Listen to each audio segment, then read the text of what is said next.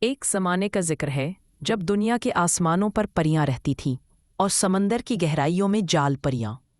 دونوں کی دنیا الگ الگ تھی۔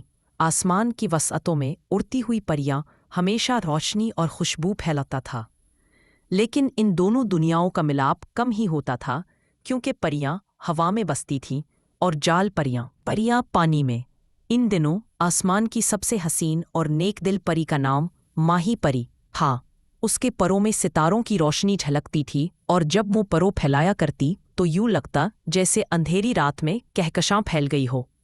ماہی پری کو دوسروں کی مدد کرنے میں خوشی ملتی تھی، کھوئی ہوئی تتلیوں کو واپس پھولوں تک پہنچاتی اور بادلوں کو بارش کے لیے زمین کی پیاسی فصلوں تک لے جاتی۔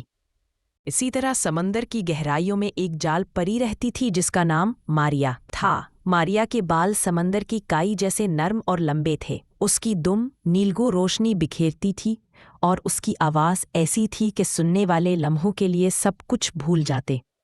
وہ گانے کے ذریعے مچھلیوں کو سکون دیتی اور موتیوں کے ہار بنا کر بچوں کے کھیلنے کے لیے چھوڑ دیتی۔ مگر ماریا کے دل میں ایک تنہائی چھپی تھی۔ وہ چاہتی تھی کہ کوئی دوست ہو جس کے ساتھ وہ اپنے دل کی باتیں کہہ سکے۔ ایک دن جب سورج ڈوب رہا تھا اور آسمان نارنجی روشنی سے بھر گیا تھا، ماہی پری بادلوں سے نیچے اترتی ہوئی ساحل پر آ گئی۔ وہ زمین پر اتر کر اکثر کھلتی کلیوں کو دیکھتی یا پرندوں کو دانہ ڈالتی۔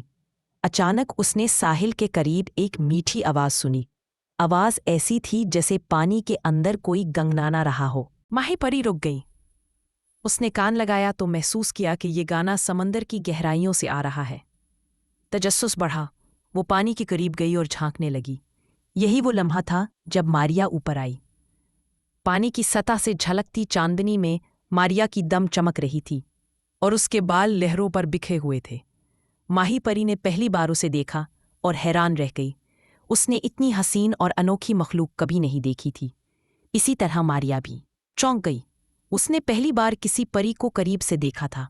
دونوں کی نظروں میں ملتے ہی دلوں میں ایک انوکھی خوشی جاگ اٹھی۔ ماہی پری نے مسکراتے ہوئے کہا، کیا تم گا رہی تھی؟ تمہاری آواز نے تو مجھے روک لیا۔